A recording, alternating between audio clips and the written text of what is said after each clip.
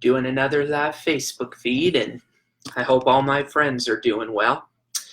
It's Friday evening, and I'm enjoying Fridays like I always do. Fridays are the evenings that people usually go out to eat, and that's what happens in my family. And I'm on a very strict diet lately, and I recently stopped eating fast food.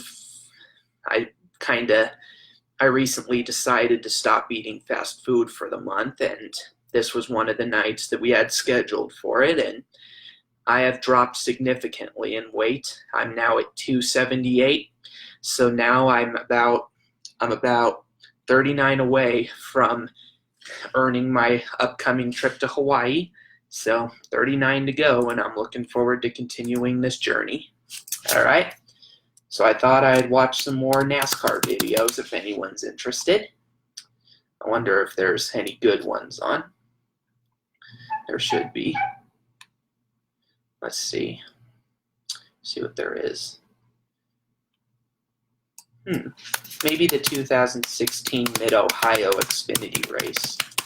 Let's just see, because that was AJ Allmendinger's last Xfinity win, I believe. So let's see. Let's see what there is as far as that, because this was a big win for Allmendinger. Let's see. We can tell you since Kenney got in the 75 was the reason for the caution, he would have Hopefully been the I get dog, some people to join me soon. that opportunity. So it means we still have 25 cars on the lead lap. Now, Brian Scott didn't have to peel off. He gets fuel, so that's going to drop him out of the top 10. He was running around in the 7th, 6th position there for a while, and the 7 is in to get some repairs and some fresh tires. If you watch the body language of those crew members on top of the box, you know how close they are on fuel. And you and I were there, and it looked as though Jacques Villeneuve was in great shape, ran out of fuel in the number 22 on the last lap. So it could happen to a number of the cars here. Again, just listen. AJ's coasting as much as possible.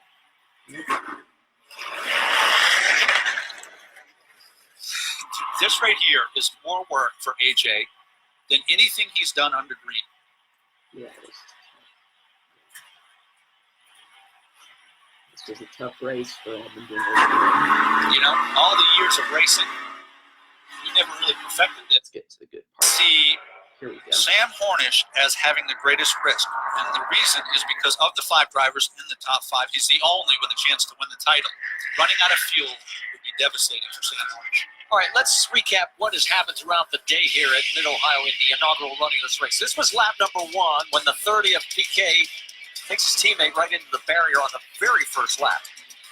And then it was the 9 of Marcus Ambrose started back in the back of the field, moved forward. So did the 3 of Austin Dillon.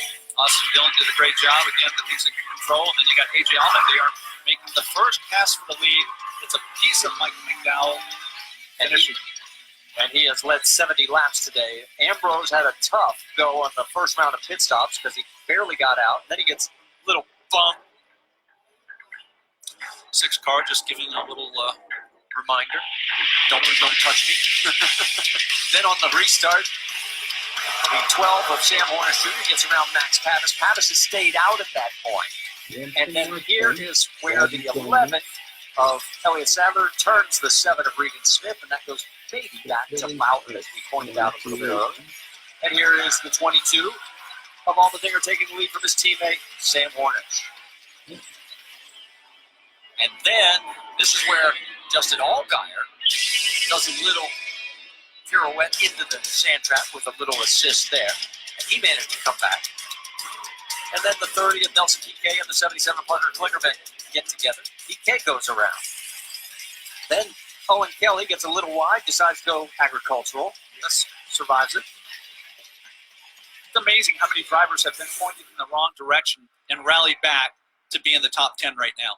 Well, and we can point out, Kyle Larson is back up to 8. He got 2 lucky dogs and then 1 wave around. Here we go with the first attempt at the green-white checker. It is Allmendinger, McDowell, Hornish, and Kelly. Perfect start by A.J. Allmendinger. Sam Hornish with the position. PK trying to use that pit lane again. And The PK made a bold move there. The net was not much, but you see Owen Kelly thinking about 3 wide, thinks better of it. Side by side with Hornish there. Hornish has to be careful. You talked about it. He has so much at stake with the championship, and he's pushed off track. 2 tires off on the dirt, back on the racetrack. Now he's got to be defensive as he grabs 4th gear down into turn 4. Something's wrong with Allmendinger. Allmendinger stumbles a little bit there. I can't tell whether he was shaking the car trying to get fuel pickup or if he had a bit of a steering issue. He's back under power right now. We'll keep our eye on it. Oh, what a gut-wrenching feeling if you're leading the race all day long. Look at this traffic here in the battle for second. Owen Kelly pressuring Michael McDowell. This is where you earn your money. You know what you do is you try to look more in the mirror. You ask your spotter to help you out. Keep me safe. Tell me if he's looking inside or out, but I'm going to be looking at the front windshield. Hit my marks and run 2 of the best laps I've run all day long. Into the carousel. This time by, there will be the white flag. And it looks like it'll come down to just 1. The 30 car finally runs out of gas after struggling for a half dozen laps. And the 54 spins. Oh, no. The Owners' Championship for Owen Kelly and that 54 team is in the sand. Out of turn number 1, Owen Kelly had made no mistakes all day, but the one mistake or whatever happened there cost him greatly. Oh, they're getting really clustered up here from 3rd on back. Kelly trying to get out, but it's going to cost him a ton of points in the Owners' Championship. And look at further back, the battle for 4th. That is Vickers trying to get his 6th straight top 5 at the expense of the 33 of Max Pappas. Drivers aren't going to give much. Pappas is not giving him any quarter. There's Kyle Larson in the mix, as well as the 11 of Elliott Sadlitz. The last lap, everything's for keeps. Every position's a point. You're really narrow-minded. You're selfish. You're thinking about yourself. If you're going to use up the driver, it will come here in the last lap. A.J. Allmendinger, if there's justice, is being served because he's led the most laps. His car is nearly perfect. He's coming through the last corner. There goes the 53 of Andrew Ranger off course. But coming through to take the checker flag, A.J. Allmendinger. 2 for 2 on the road courses. And contact as a number of cars are streaking for the stripe. Great job. That 22 team has been amazing. Way to go, guys. Good job. A.J. Allmendinger, 2 road course wins. Congratulations. Let's get to the part. But he's going to take a little heat from some of the competitors. Here's the good part. Well, we'll wait for him to get a ride back to pit lane, and as A.J. gets back in, he'll head towards Victory Circle and give us a chance to step aside for just a few moments, and then we'll talk to the winner here at the Nationwide Children's Hospital 200. Well, we had a ton of action on that final lap of the green-white checker. There's the victory lap by A.J. Allmendinger. For example, Kyle Larson, at the incident that he had with the 33, put him back to 16. Austin Dillon also spun on that last lap. He ends up 21st. The guy who ended up second is with Mike Massaro. Great run for Michael McDowell. He started on the pole, came home second today, but I know you wanted that victory. Yeah, absolutely. It's my second runner-up finish. Very thankful, blessed to have an opportunity to drive number 18, Toyota Camry for Caleb and Joe Gibbs Racing. Very thankful, Caleb, and the message that they send over all the radio airwaves and on caleb.com. And so I wanted that win bad, definitely. I was pushing hard to try to catch AJ. We weren't sure if we were good on fuel, so I didn't really want to see that last caution, but it gave us another shot at him. But that outside into turn 1 just wasn't the preferred line. I had to hold off Sam there, and by the time I got those guys cleared, AJ was already gone. But I want to thank Nationwide Insurance, and then also just the kids that are here from the Nationwide Children's Hospital. Very cool to be a part of the inaugural Mid-Ohio event, and hopefully I'll be back for more. Nice strong run for Michael McDowell. He brings it home second, Rick. Standing by with Sam Hornish, who has just taken the points championship. That's the good news. But let's talk about the fact you really wanted the win. What was it about your car that just couldn't give it to you today? The first lap of the each restart and the initial start of the race, we were way too tight through turn one and just chattered the front tires. So every time, no matter whether we were on the inside or outside, it made it hard to either complete a pass if I was on the inside or to be able to clear somebody if I was on the outside. But after that first lap and the tires would get up to temperature, I'd start feeling a lot better about it. Our line truck parts Ford Mustang was really good over the long run, but we had a whole bunch of short runs today. And we were hoping to be set up a little bit more for the short run, and just didn't pan out that way. But real proud of Greg Irwin and Brian Campy, all the guys that work on this car. They're doing a great job for me, and obviously being able to come here to Mid Ohio is awesome, and to be back at home. Obviously, I wanted to do a little bit better, but real happy with the results as far as the points go, and just hoping that we get to come back here again in the future and we have just another great crowd like we had today. All right, Sam Hornish once again taking the points championship, Marty.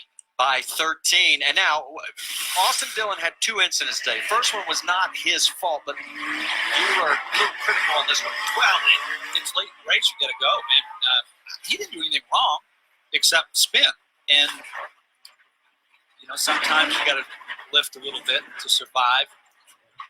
A hard way to end the day for Austin Dillon. And what it meant was he dropped back to 21st, and he is going to drop to a tie for third, 15 points behind Sam Hornish Jr. The huge crowd here at Mid-Ohio starts the journey homeward after seeing a great inaugural running at the Nationwide Children's Hospital with A.J. Allmendinger. How about it, Shannon?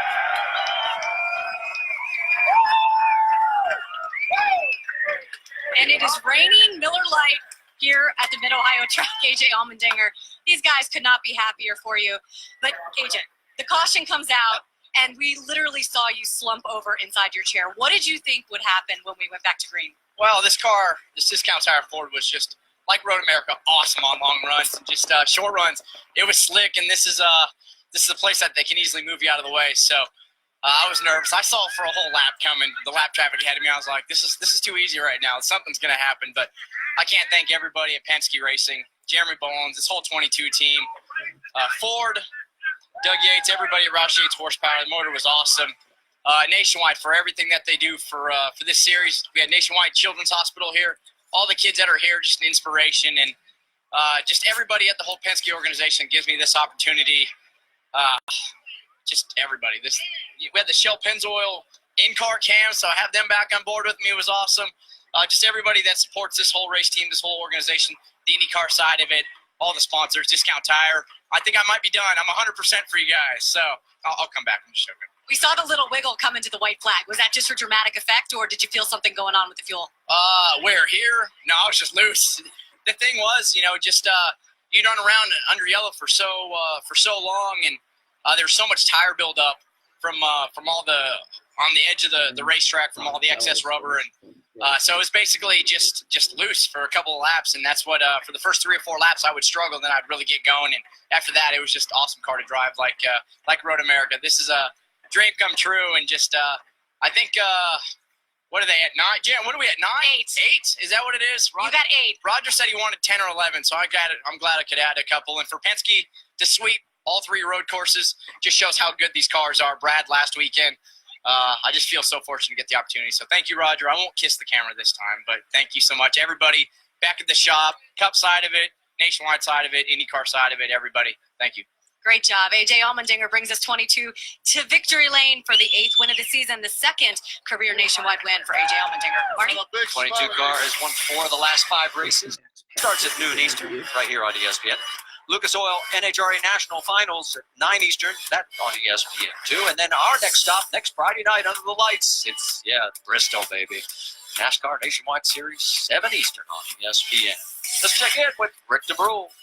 Yeah, standing by with Max Pappas and his son, who's climbing in here. First thing you did when you got out of the car is you went up and gave a little hug to Brian Vickers. Explain why. Well, it was a great race for the Rim Menard. Finishing 4th today was actually the best we could. It came down a little rough with the green-white checkered. Got really disappointed with Kyle Larson. He spun me out after the checker flag. I would have not, roughed him up if he would have not pushed me off on the one to go. But with Brian, we came down in the backstretch, raced really hard, but I felt that we had a great race. I love, Brian is a great competitor. and it's fun to race with him side by side. And besides this, really proud of all the effort I had this year in my Menard Chevy, and thanks Mr. Childress for the great opportunity. Sorry I couldn't give you a win, but we got pretty close. All right, well, let's talk about your coaching role here, because you're not just here as a driver. You've been here as a coach. Austin Dillon, some of these other guys. Are you satisfied with your students? I mean, when I saw Austin right behind me with 15 to go, I felt that he's been doing a great job. I'm really proud of how he's growing up as a person. You know, on the track, he has an enormous amount of talent, and everyone is seeing that. And I think that we're going to head to Michigan tonight. And as I always said, you know, more than a coach, I'm like the guy that I always wanted to have right on my side. And that's what I'm for Austin, and I love him to death. And I hope that he's going to achieve all the goals that he deserves in the future. And guys, if you're listening, he's not getting this because he's the grandson of Mr. Childress. He's just a bad to the bone guy. Trust me. And coming from Max Pappas, that means a lot. Mike? Yeah, it's a pretty cool race. And, you know, happy Friday, everyone. I'm continuing to enjoy my life, even with my lumps. And again, if anyone's interested, I have plenty of copies. So PM me if anyone's interested, and anything supports my riding career. So I hope you all have a great weekend, and I'll keep doing this going forward. Trust me.